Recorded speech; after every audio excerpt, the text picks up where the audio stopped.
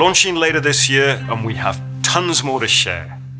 Welcome to PlayStation 5.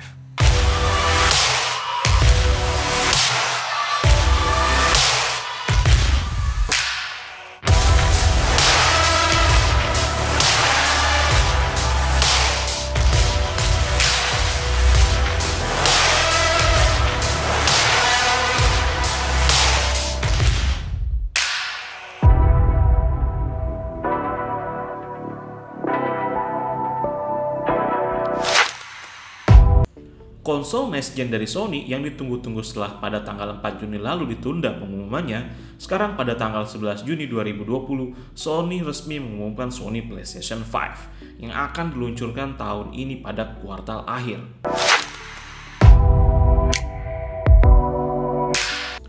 Mark Cerny selaku video designer, programmer, dan entertainment eksklusif mengumumkan beberapa fitur dari Sony PlayStation 5. Ada beberapa sedikit informasi tentang konsol ini.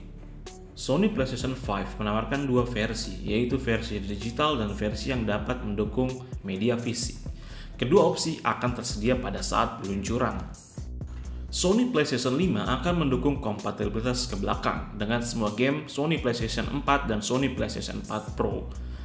Peningkatan kinerja Sony PlayStation 5 sangat signifikan, namun game-game ini perlu diuji. Sony telah mengatakan bahwa sebagian besar dari 100 game paling banyak dimainkan telah dimainkan di Sony PlayStation 5. Jadi diharapkan semua game Sony PlayStation 4 dapat dimainkan di Sony PlayStation 5. Sony PlayStation 5 akan menggunakan teknologi Ray Tracing Engine di mana pencahayaan dalam game akan terlihat lebih spektakuler dan sangat realistis dari generasi Sony PlayStation yang sebelumnya.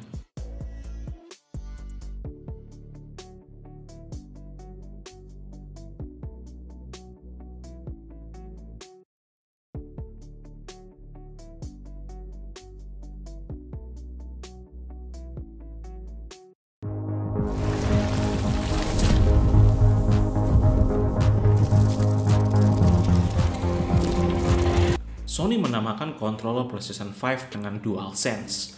Kontrol dengan desain yang lebih futuristik memiliki fitur terbaru dengan haptic feedback, adaptive trigger, dan motion sensor yang diharapkan dapat memberikan real experience dalam bermain game.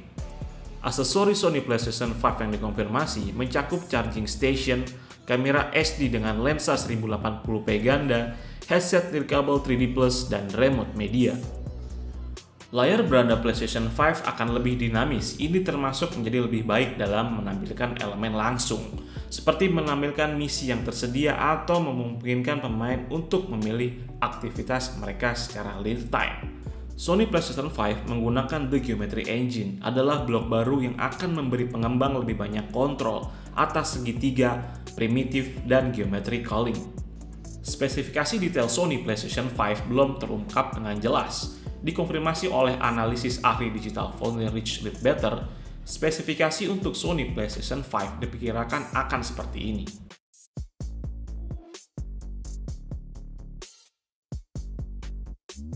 Pilihan GPU telah didorong oleh keyakinan Sony bahwa, seperti yang dijelaskan oleh Rich Ledbetter dari Digital Foundry, GPU yang lebih kecil dapat menjadi GPU yang lebih gesit, lebih irit.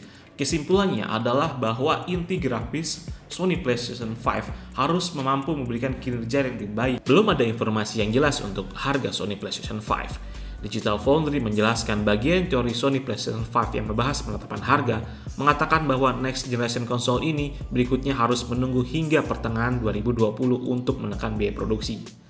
Pada tahun 2013 lalu, Sony PlayStation 4 memiliki harga liris sebesar $399. Bisakah Sony PlayStation 5 ini memiliki harga yang sama? Kita tunggu beritanya di Local Review News selanjutnya.